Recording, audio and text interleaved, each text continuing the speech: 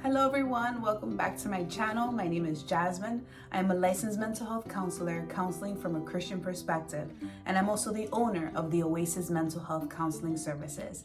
It is good to have you here. I'm so happy that we're connected today. Today I want to talk to you guys about how I, as a Christian therapist, practice self-care and make sure that I am well in order for me to be well for my clients and be the therapist that they need. If this is something that interests you, please stay connected. Well, I want to address number one, that it is important that we understand as therapists or people who work with others in supporting and just being a helping hand to people, that we are not God. And so one thing that I do after every session and even before is that I surrender every client to God. I remind myself, most importantly, that the clients do not belong to me. And this is very crucial because when we're working with people, their story becomes something that we get so involved in that for me, surrendering my clients to God helps me detach from my clients' stories. It is very easy to walk our clients' stories in our day-to-day life, but it is very important that we leave their stories right in the session. Once the session is completed, God is the one that moves forward with the client. God is there with the client in every moment after that, not us as therapists or not you as the person that's supporting somebody. So for me, what I do is that after the sessions, I just pray and I surrender every client to God, reminding myself that I am not God and this is as much as I can do for my client for today. So just surrendering the clients, super helpful and super relieving so that I myself can have a peace of mind and just move on with my own agenda and my own life as well. Number two, something that is very important to me is to have a therapist. Therapists need therapists. It's important that we ourselves are exploring our own thoughts and feelings and situations so that our clients can get the best version of ourselves, right? It's important that we just assess our own minds, right? And just feel strengthened. Because one thing that you don't want to do is that in the sessions, sometimes projection could come out. Sometimes our own pain, when unaddressed, can leak into the sessions. And our perception of our clients sometimes can be distorted because there are some unmet needs or something that needs to be processed within us as humans as well.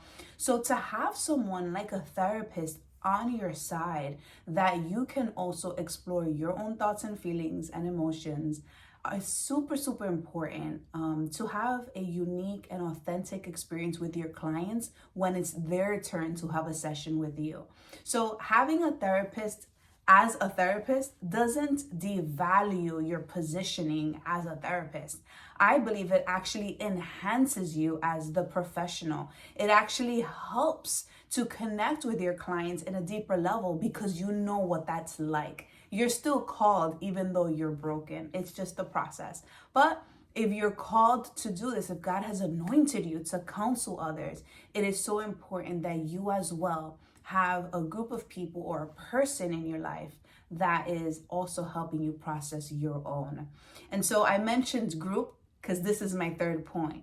The third point, it's very important to be in community, to be surrounded by community. So for me, church, family, having my group of friends, having an escape such as that where you're around other people having different conversations, seeing other things is super important. It's very important and valuable to me to have community. So as a therapist, sometimes it could be a lonely career because you're just meeting with clients. It's you, specifically if you have a private practice. Sometimes having the coworkers around, you miss that sometimes. But it's important that if you're not getting it in the coworker connection, it's important that you find friends, that you have family, reliable people in your surrounding that you can get connected with. Sometimes it's not even about like engaging yourself, but just being surrounded by other people. For me, that's the church community. When I go into church and I see other people worshiping God just in a positive atmosphere, it really helps me unload and just, it's a refreshment for me. And so this is my last point. Something that is crucial for my self-care as a therapist is to worship God. to sing specifically. I love to sing specifically to God. That is my expression of worship. And if I don't do that, I feel imprisoned, to be honest. It's like a lockdown, and I don't like that feeling. I need to express myself. I need to worship God. The way I do it is through song. I sing to God, and that is super, super, super my escape, and it's really good for my self-care as a therapist.